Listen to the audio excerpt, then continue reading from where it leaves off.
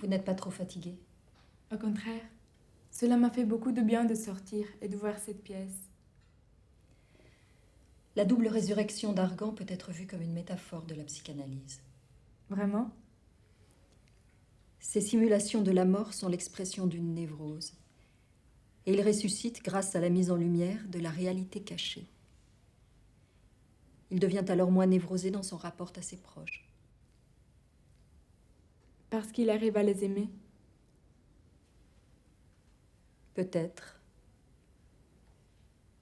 J'ai lu que quand il écrivait la pièce, Molière était réellement malade.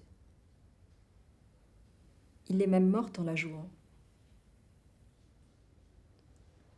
Sa mort, c'est peut-être le sacrifice qui permet à son personnage de ressusciter. Faut-il un sacrifice pour perpétuer la vie? Je pense que oui.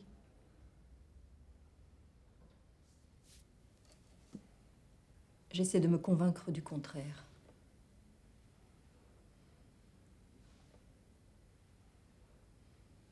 Le poids que nous portons, Gaufred et moi, ce n'est pas un secret dont on peut se délivrer par la confession. Qu'est-ce que c'est alors? C'est quelque chose qui a sa propre existence et qui s'est attaché à nous, comme un fantôme. Je ne crois pas aux fantômes. Pourtant, je suis certaine que vous croyez. En quoi? En quelque chose.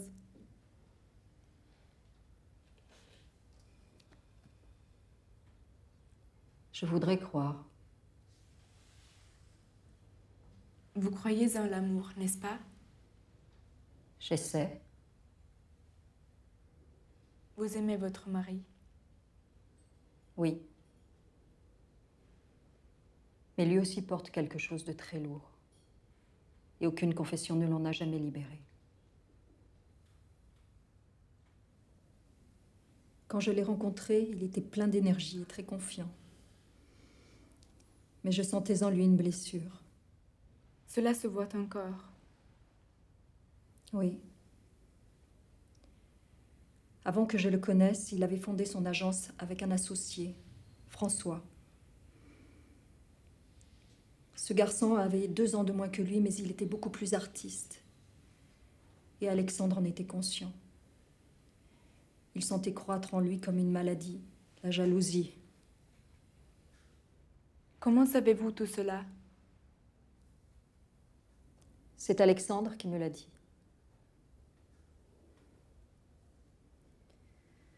François était fragile. Il buvait. Toutes ces histoires sentimentales étaient des échecs.